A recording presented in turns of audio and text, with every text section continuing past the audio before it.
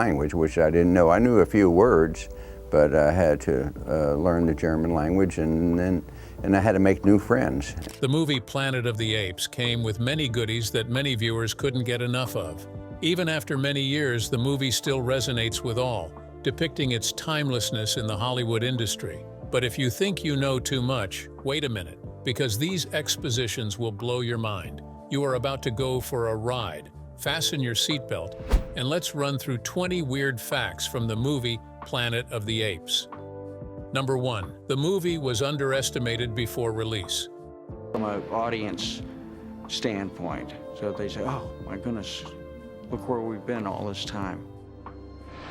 Sometimes there is a heightened phobia and unrest months or weeks before a debut, mainly on the premise that it might be a failure.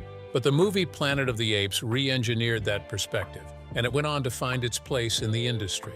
Right from the onset, the movie was not ranked top by the industry lords because they felt it lacked substantial evidence to be a worldwide sensation. When producer Arthur Jacobs tried to sell his ideas to top-notch representatives in Hollywood, it was met with stiff opposition, but he just shrugged it off and continued his pursuit. It even reached the point that he had to walk alone just so his dreams could become a reality. One time, in a documentary Behind the Planet of the Apes, Pierre Boulle, who was solely behind the source material La Planète des Singes, asserted that the book was one of the least he had written as an author. But contrary to what he thought, the movie became more than they said it wouldn't be. Number 2. The movie's tone and charisma was orchestrated by writer Michael Wilson. What I know of man was written long ago, set down by the greatest ape of all, our lawgiver. Every writer has their specialty, and from how they write, you can tell if it is best for a movie. After so much back and forth with different writers, Michael Wilson was selected to do a perfect job. And amazingly, he did. Before he came onto the scene, the former writer Serling was the one who did justice to the screenplay for Planet of the Apes.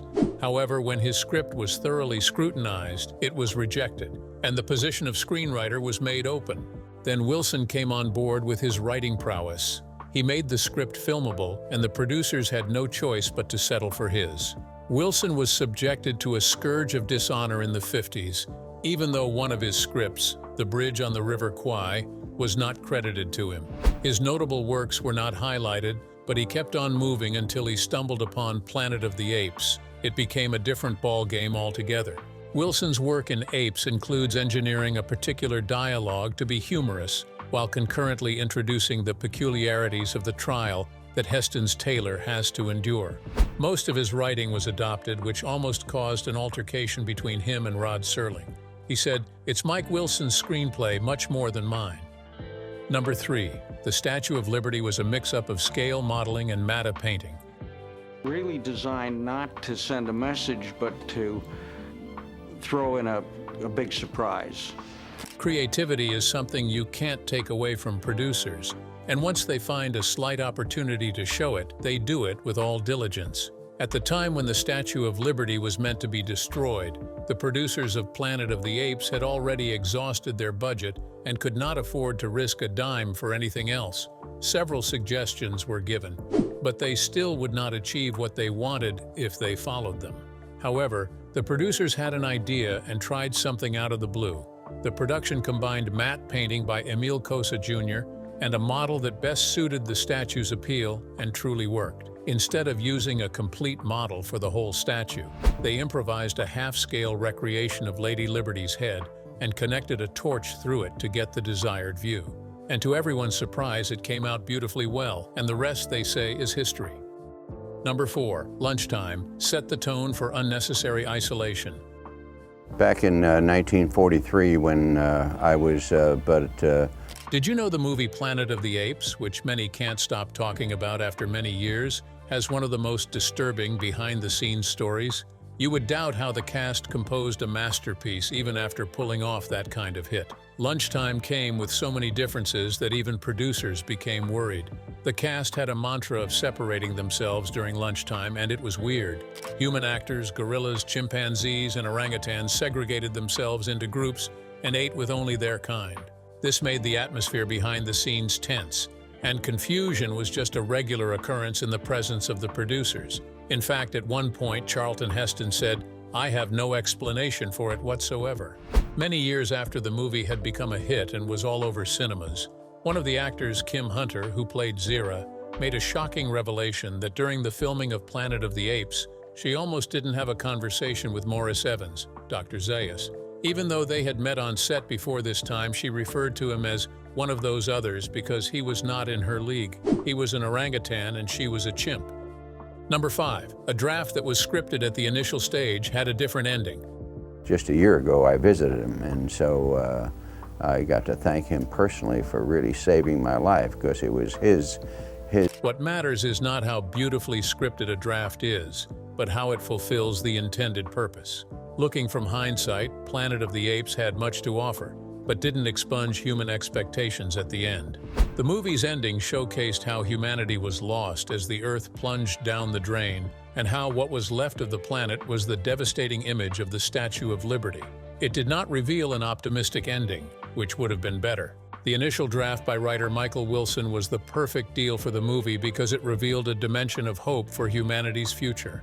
Wilson's draft deduced that the film's end came with hope for humanity as Nova was heavily pregnant with Taylor's child.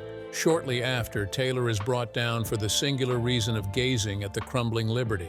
Nova is left with no choice but to seek cover with her unborn child in a forbidden zone, leaving the notion that humanity can still survive in some way. However, Fox axed the idea mainly on the premise that audiences would have mixed thoughts about Nova not being seen as human in the first place, thereby axing the movie. Fox eventually won, and the ending was changed to what they wanted. Number 6. 20th Century Fox agreed to produce the movie after a makeup test eroded all their doubts.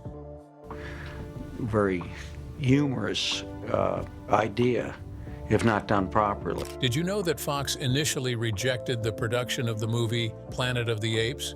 Drama unfolded behind the scenes before it became one of Fox's projects. The pitch was initially bought by former Vice President of 20th Century Fox, Richard Zanuck. But after much deliberation, he began to have mixed thoughts. His contemplation was, what if people laughed at the makeup?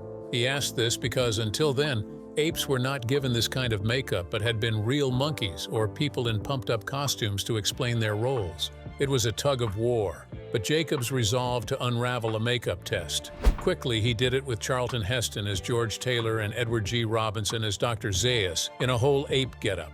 Zanuck was left stunned when he saw the getup, and immediately he changed his mind. He reached out to his bank and handed Jacobs and director Franklin Schaffner $5 million to get the gears rolling. Number 7. The ending was inspired by a timely trip to Delhi. I've tucked my crew in for the long sleep, and I'll be joining them soon. Anything can happen when it comes to inspiration, and Planet of the Apes was not excluded. From the beginning, creating a timely scene for the ending part of the movie was a hard nut to crack, and the two directors, Arthur P. Jacobs and Blake Edwards, who were first given the responsibility of creating that piece, couldn't achieve that maximum hallmark. The novel's original version was written to accommodate the action on a different planet. However, the directors wanted to view it differently, but couldn't juggle it around. But in the strangest places while eating at the deli, one of them stumbled upon an idea that made a difference in the movie. He thought of having Taylor cleverly stranded on Earth, without the audience knowing that he had been there all along. Everything was ready for them to hit the ground running, but a hook abruptly stopped them from having that course. However, glancing at a painting of the Statue of Liberty, they devised a strategy to execute it perfectly. In what was described as a quick response, a call was put through to Serling, who then carved a niche for that idea into the script. Number 8. Putting on perfect makeup needed an array of artists.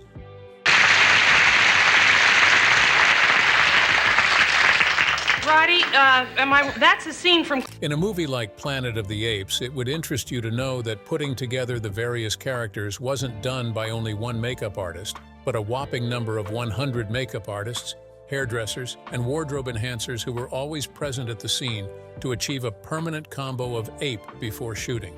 They never missed a day and had to get the gears rolling at the command of the directors. At one point, the larger scenes needed about 200 actors and actresses in full ape garb. The makeup artists made it happen, and they had to work tirelessly for hours to get a perfect combo before shooting. The makeup process was intertwined with several methods of teaching people how to mold and apply the makeup characters in the most orderly manner. It was one of the most tedious exercises while shooting the movie, and the workers had to work throughout the night to achieve their aim. Number 9. The man responsible for the ape makeup was the brain behind Spock's ears. Every director wishes to have the best team to work with while shooting a movie. Fortunately, Arthur Jacobs had the opportunity to have them around him. Are you aware that the man who designed the ape makeup was a popular effects artist, John Chambers? He was notable for his work, having carved a niche as the most celebrated creature effects artist with valid proof. He had worked through the corridors of experience, which brought him to fantasy shows like The Munsters, The Outer Limits, and Lost in Space. He was particularly concerned with changing the perspective of how the creature's world was viewed, and he astonishingly did that work after work, to the point that he became the most sought-after artist when it came to creature effects. But among all of his works, his most significant contribution that propelled him to a place of notoriety was that of Spock's pointy ears on the original Star Trek series. He made the series a success, and today all we can do is sing praises. Chambers achieved this feat through hard work, determination, and resilience. He rose from the bottom to become the best among his contemporaries. When he was young, he worked at a veterans hospital after World War II, where he brought life to the prosthetic department with his designs for wounded and battered soldiers. Number 10. Rod Serling's first writing incorporated a city into the Planet of the Apes draft. Writing a movie script involves many changes, and if necessary, at a given moment, they are adopted immediately. Before Planet of the Apes became a reality, many writers tried to give it a head start, but no one could accurately conclude, including the famous Rod Serling. He was the first writer who attempted to bring perspective to Planet of the Apes, but his version was not approved for several reasons. Serling at the time was a top-notch writer whose words bred fears and terror in the minds of listeners, which he demonstrated on major playgrounds. A notable one is The Twilight Zone. Serling was a genius in writing. Every year he wrote about 30 drafts of scripts, but he was plagued with a significant problem: money. This hindered his speed in bringing them to TV screens. His script for Planet of the Apes was abstract, featuring apes driving cars, piloting helicopters, and conducting business in skyscrapers. However, it didn't receive accolades because it didn't fit the budget assigned for it. A subsequent draft made the ape society more realistic and classified them at the primitive levels. Number 11. The character Taylor was initially given to Burt Lancaster and not Charlton Heston. Often we hear of behind-the-scenes feuds between two actors, and Planet of the Apes is no different. The peaceful difference between the two actors suddenly turned sour, and others were dragged into it by picking sides. Did you know that Burt Lancaster was offered the role of Taylor, the astronaut who believed he was trapped in another galaxy? He was sure to be a perfect fit, but in a twist of turns, he declined the role. This was because he purported that the role was too childish and wouldn't suit his persona. On the other hand, Heston jumped on the opportunity, eventually making it the 5th time in a movie that Lancaster had rejected roles. Maybe he didn't know it would be a hit, so he shrugged it off. Movies like The Ten Commandments, Ben-Hur, The Agony and the Ecstasy, and Khartoum were all films from which he turned down roles. Despite this, Heston wasn't the first choice given the option to play that role. The management had contacted other actors like John Wayne, Rock Hudson, Marlon Brando, and Steve McQueen, but they all rejected the offer in a serial order. Number 12. At some point, a hybrid was almost adopted. Science fiction films come with so much development and innovation. Once the producers think outside the box, anything is possible. Usually there is an incorporation in science movies that involves thoughts on how life may have evolved, creating new life. In Planet of the Apes, it was a beautiful innovation. While developing Beneath the Planet of the Apes, an idea came to the producers to try something abstract that is rarely seen in science fiction movies. They tested how an ape hybrid would appear on the screen and documented their observations. Without exaggeration, it was a thought that could have almost changed the course of the movie. It did look good from the trial stage, but when someone pointed out that such a creature would create the notion that a strange sexual act had occurred, the idea was ultimately axed. Even though there was a clear function of these creatures, it wouldn't take away the fact that they were a stark contrast to their intended result. Number 13. Despite the revenue accrued at the box office, the second film had a tighter budget. Sometimes even the big spenders in a movie feel the impact when their budget can't handle the subsequent ones. As big as 20th Century Fox is, they would magically throw in funds for anything presented to them. After Planet of the Apes did very well at the box office, hopes and expectations for a second installment were heightened. But contrary to what they thought, it was met with stiff opposition. Even though Planet of the Apes, released in 1968, did well at the box office on a budget of $5 million, its subsequent filming was reduced to about $2,500,000. When the notion was brought before the 20th Century Fox table, it was rejected. However, after much deliberation, they agreed to do it for a lesser amount. This was primarily because they were on the verge of collapse due to box office failures. Executives were skeptical about financing big-budget movies out of fear that they might plunge into debt from which they couldn't recover. Number 14. Edward G. Robinson was initially the main cast for Dr. Zaius. Movie producers have the final say, no matter how good an actor is. This is the case with Edward G. Robinson, who would have played Dr. Zaius. What happened between the scenes was typical of a movie set, and he accepted it gracefully. Robinson was the first choice for that role then, and was invited to do a first test. He even filmed a scene for the makeup and conceptual scenes before the unexpected happened. Producer Arthur P. Jacobs felt he was too expensive and could not afford his outrageous fee. He suggested that an English actor would be a better choice. At the same time, Robinson was battling health issues, particularly heart problems, but he didn't mention it because he feared he would be removed from the role. Somehow they found out. After all the back and forth, producer Arthur Jacobs paid him $50 for his problems, and another actor was allowed to play the role. This time, Shakespearean actor Maurice Evans was signed to showcase himself. Number 15. The cast were shocked to their core, seeing themselves after makeup. In a movie like Planet of the Apes, one would expect that the cast would be happy with their costumes since they were using them for the first time. However, contrary to that, the reactions were the opposite of what they expected, and they vented their frustrations. When the makeup artist did their first job on some cast members' faces, they screamed aloud, expressing their discontentment. When Kim Hunter, who played Chimp Dr. Zira, saw that she looked different after the makeup was applied, she reacted negatively. She burst into tears because she was afraid that she had lost herself and might not recover her original identity. It was a weird situation. However, she wasn't the only one who expressed concerns about their fears. Roddy McDowall woke up with the makeup on, looked at the mirror, and was confused by what he saw. Mixed reactions erupted any time these individuals came to their senses, and it truly affected their mental health. Heston recalled in one of his interviews that he never recognized any of them when he saw them.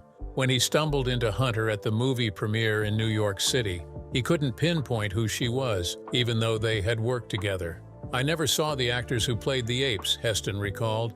"I did the whole picture without ever looking at any of these people, which is very unusual." Number 16. An old woman of over 83 years old played a 2,000-year-old corpse. Roles like this in movies usually are not easy to come by. And even if you find someone to cast in that role, they typically don't hit the nail on the head. Do you know that the role of the 2,000-year-old corpse was played by an 83-year-old woman who did little or no practice before anchoring the role? Diane Stanley played the role of a lone female astronaut who did much work on the NASA spacecraft. That shot was taken of her lying in an animation chamber. While she was in that chamber, something unexpected happened, and she passed away. The plan to populate another planet ended with her. She was not in the original plan for that role. A mannequin was initially used for Stewart's long corpse. However, it was changed when a particular makeup designer made some suggestions. He suggested that the presentation didn't culminate in the intended idea, so he chose a different option. He proposed that an 83-year-old woman be used, which is how a more realistic and authentic corpse came about. Number 17. Sound effects used in the movie by apes were recycled. Creativity is the basis for exploration in any great movie, and Planet of the Apes was not without that innovation. Are you aware that the sound effects were recycled, particularly for some reason? Due to limited time and budget constraints, sound designers Herman Lewis and David Duckendorf, responsible for the movie's amazing sounds, didn't have to work it out because there was no need for that. They employed sounds that were previously archived in the Fox Sound Library. The sound of the spacecraft engine during the crash landing scene wasn't something they created from scratch. It was a jet engine sound that they had consistently used for other movies, particularly in the Batmobile in the Batman series. This saved them a lot of stress, and they achieved a timely masterpiece that would have been difficult without this consideration. Additionally, a high-pitched scream used in the 1953 War of the Worlds was reused in ways they knew how to do. That wasn't the only sound they used. It was reported that the sound of tumbling boulders came from Journey to the Center of the Earth, 1953, and it was a hit. Gunshots also came from the famous Jesse James, 1939, which changed the perspective of movies in Hollywood. Lastly, the sound of thunder was not actual thunder, but from a Fox trademark that had been used since the 1930s. Number 18. The Lawgiver statue was owned by Sammy Davis Jr. When things get tough in a movie, that's when you get to see those who are genuinely committed to its feasibility. Fortunately, Sammy Davis Jr. proved that over and over again with his contributions to filmmaking. From the beginning, he was always a big fan of Planet of the Apes. He commended it for its commentary on race relations during a fragile moment in America's history. Again and again, he showed that his loyalty wasn't faked, and all indications showed he wasn't pretending. At the time, Jacobs and Sammy were good friends, and their friendship grew with each passing day. When the opportunity arose to show him how much he valued their friendship, he didn't hesitate. He gave him one of the two 9-foot statues of the Lawgiver used in filming. This helped him a lot to orient the Lawgiver scene. And today, all one can say is that he is truly a friend in need. Jacobs kept one of those statues in his backyard, and his widow Natalie Trundy, who had appeared in more sequels of Apes, sold it for an undisclosed price in 1998. It didn't end there. We heard it was sold in an auction in 2022. Finally, the statue of the Lawgiver, belonging to Sammy Davis Jr., was sold to help cover expenses after his death. It was sold at an IRS estate auction and is now owned by Quentin Tarantino. Number 19, an unusual phrase. See no evil, hear no evil, speak no evil. Not every phrase in a movie turns out to be virally, and when you find one, it truly speaks much about the given movie. In the scene where Taylor was subjected to an ape tribunal, director Franklin Schaffner brought an idea and thought it would make more sense to give it a trial. He wanted the 3 orangutan judges to mimic "see no evil, hear no evil, speak no evil," which was coined from an ancient Asian proverb. During a rehearsal, it wasn't a bad idea after all. Heston suggested to Schaffner that it would come out well and that they shouldn't waste a second shooting it. However, his intentions were not to include it in the movie's final cut, but for the dailies. They weren't entirely prepared for what was coming, as it surprised them. Heston and Schaffner were shocked and disappointed when that clip made it into the movie's final cut. Number 20. Linda Harrison was more than just Richard Zanuck's girlfriend. Sometimes, even the best people appearing in a movie might share an untold thread, a connection, or a story just beneath the surface which never quite made the spotlight but profoundly shaped their journey. Linda Harrison is one such example. On screen, she is best remembered for her hauntingly beautiful and mostly silent role as Nova in the original Planet of the Apes films. But off-screen, her path was full of quiet ambition, chance encounters, and a love story that unfolded behind the studio gates. Many people don't know that Linda Harrison wore a crown before she wore Nova's iconic leather and fur costume. She was Miss Maryland, driven by pageant prestige and a burning desire to act. She didn't want to be famous just for her beauty. She wanted to be seen, remembered, and respected. So she traded the pageant stage for the uncertain terrain of Hollywood, where beauty was abundant, but opportunities were scarce. Her big break came when a Fox talent scout noticed her potential and signed her to a short-term contract. That decision placed her in the orbit of Richard D. Zanuck, the influential head of production at 20th Century Fox. Their meeting was more than professional, it was pivotal. Zanuck was immediately taken with charm, determination, and perhaps something more personal. He signed her to a studio deal and enrolled her in Fox's talent school, giving her what many aspiring actresses longed for but rarely received, a real shot. Her opportunity became even more pronounced when casting began for Planet of the Apes. In a surprising twist of fate, she was used as Dr. Zira in the makeup test footage before the real casting began. Though she didn't end up playing Zira, That test reel proved to the studio that the ape concept could be visually compelling, and the film was green-lit. When it came time to cast the mute but emotionally expressive role of Nova, Zanuck suggested Harrison softly, respectfully. She recalled, "Dick suggested it to me, but he did it very nicely," revealing that while he had influence, he didn't push her forward with arrogance. Harrison still had to audition, and it wasn't an easy win. She went through the process and earned the part in her own right. Given her budding relationship with Zanuck, many might have dismissed her casting as favoritism. But her co-stars and crew members pushed back against that narrative. Behind the scenes, Harrison was praised for her work ethic. She was always on time, always prepared, always respectful. She took the role seriously, even though it demanded no dialogue, and brought grace, expression, and dignity to a character who could have easily been forgettable. For many fans, Nova became iconic precisely because of Harrison's presence. Eventually, Harrison and Zanuck's working relationship evolved into a personal one. They married in 1969 and had 2 sons together. Their marriage was a Hollywood union shaped by love and career, but it didn't last. By 1978, they divorced, each having moved on but forever linked by their shared years at the heart of the film industry. Which part of Linda Harrison's journey is the most surprising? Is it the fact that her role in one of sci-fi's most iconic films was born out of a silent screen test? That her performance, though devoid of words, left such a lasting impression? Or perhaps it's the quiet dignity she carried amid whispers about favoritism. Some might be surprised to learn that behind the glitz of her pageant past and her relationship with a studio executive was a woman deeply committed to her craft. She endured the same difficult auditions and delivered the same level of professionalism as anyone else on set. Her story reminds us that while some doors may open because of who you know, how you walk through them truly defines you. What can you say of these weird facts? Let us know in the comments, and don't forget to hit the like and subscribe buttons for more fantastic content. Before you go, watch the other videos on your screen.